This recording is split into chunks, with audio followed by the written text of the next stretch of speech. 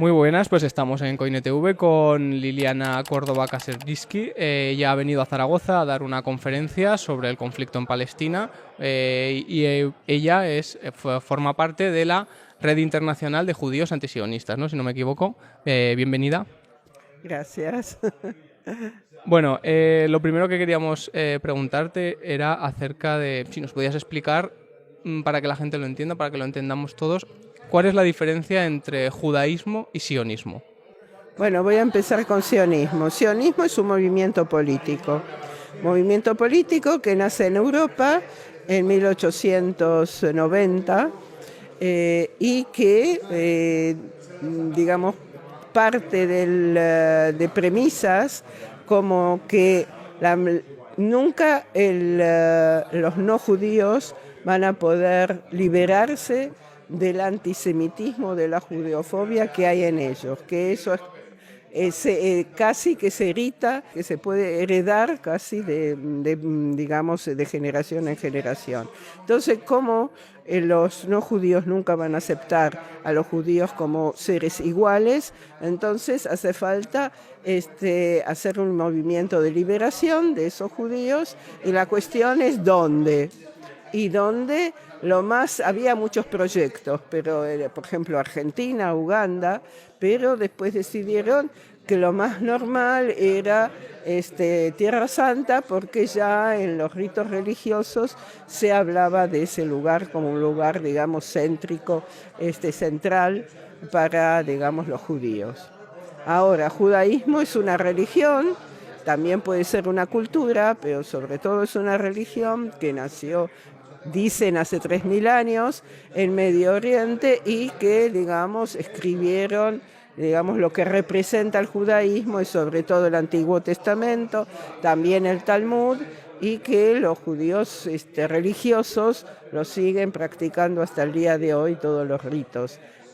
Hay también judíos, a partir de, digamos, del siglo XIX empieza a haber judíos liberales, judíos no religiosos, incluso judíos ateos, judíos comunistas, judíos socialistas, pero esos son, digamos, movimientos que se dan a partir del siglo XIX.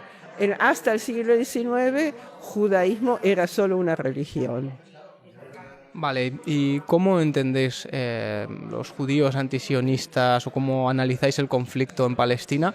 Y vuestro planteamiento político para la resolución del conflicto, ¿cuál sería, por resumirlo? Bueno, el conflicto no es directamente las palabras, es un conflicto, es una situación colonial. O sea, estos judíos que vinieron de Europa y se instalaron en Oriente Medio, en Tierra Santa, lo que lo hicieron es a expensas del pueblo originario, que es que compraban tierras, y eso significaba para los habitantes, que en su mayoría eran campesinos, tener que abandonar esas tierras que iban comprando y colonizando.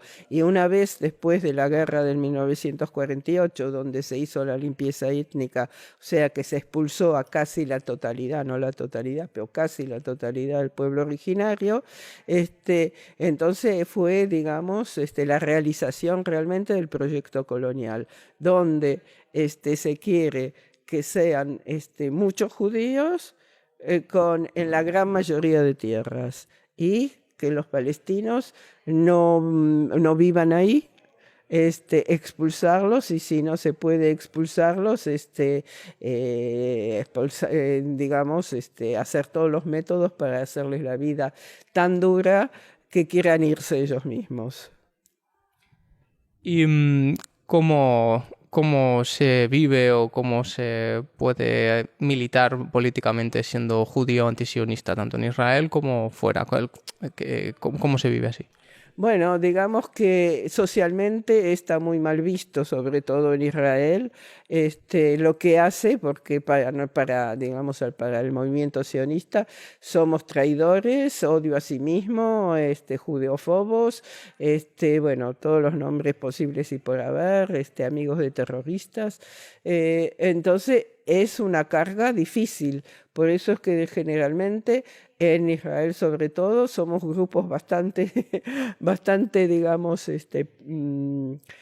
autónomos en cierta medida, y vivimos bastante entre nosotros porque nos cuesta mucho, digamos, compartir con el racismo, que es digamos, el leitmotiv común de la gran mayoría de los judíos en Israel. Entonces tenemos, como decir, nos cuidamos y nos protegemos viviendo un poco entre nosotros, que nunca es agradable. Bueno, ya no viviendo en Israel es otra cosa. Pueden insultarme del día a la noche, que no me importa. Aquí vivo en España, viví en Francia muchos años, no tengo por qué vivir con ellos. ¿Cómo valorarías los movimientos que están surgiendo? Lo hemos visto en Estados Unidos, de jóvenes judíos antisionistas. Hay un despertar de la conciencia de esa parte de los judíos que no viven en Israel. Absolutamente. Ella es un proceso que se da ya hace muchos años, o sea, unos 15 años por lo menos. Nuestro mismo movimiento también nació en 2008 en San Francisco, y que hasta el día de hoy, digamos, el núcleo de nuestro movimiento está en Estados Unidos. Es interesante que dentro de los jóvenes judíos que son, digamos, de izquierda, que tienen una cosmovisión muy, muy, muy antirracista, que no pueden soportar el racismo y, digamos, y los crímenes que está haciendo Israel en el nombre del pueblo judío. Entonces, por eso es que dicen todo el tiempo, not in my name. Vale, ¿y cómo se valora la posición que está teniendo Occidente, los diferentes gobiernos occidentales, por supuesto Estados Unidos, pero también la Unión Europea? ¿Y cómo se puede entender eso en el papel que cumple Israel, ¿no?, de los intereses occidentales en Oriente Medio? Bueno, Israel es el hijo predilecto de Occidente porque al mismo tiempo que es una potencia también informática y militar, es también una parte del dispositivo de la economía, digamos, globalizada. Entonces, es una parte intrínseca de Occidente, pero bueno, ellos de tanto que lo están malcriando, es que finalmente, en lugar de ayudarlos a despertar y a cambiar su política, están defendiendo lo indefendible y no tratando, justamente, si es un hijo predilecto, hay que hacerlo mejor para que tenga una buena educación y se dé cuenta del mundo en que vive. Pero no es así, y yo afirmo que Sunak y Macron y Sánchez y Borrell y Meloni, todos ellos son cómplices, son realmente criminales de guerra, porque si ellos un día, si hoy dicen cortamos las relaciones diplomáticas y comerciales con Israel, ya Israel, por ahí no enseguida, pero una semana o 2 semanas después que vean que todos sus movimientos comerciales están deteriorados, cambiará, es pensar, salvo si son completamente suicidas, cambiarán de política.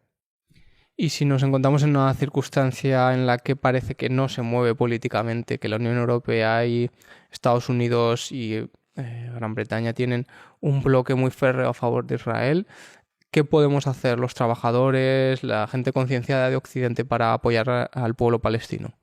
Bueno, es justamente hacer acciones muy visibles, no solo manifestaciones, sino realmente hacer sentadas en lugares donde se moleste, digamos, exigir de alguna manera a sindicatos, movimientos de estudiantes, movimientos de médicos, de profesores, todos los, digamos, los pequeños centros de poder que que el pueblo tiene aquí, que se manifiesten abiertamente con petitorios, con asambleas como la que presenciamos hoy, con manifestaciones y por ahí también con, digamos, acciones que sean todavía más visibles y perturbadoras, puede ser.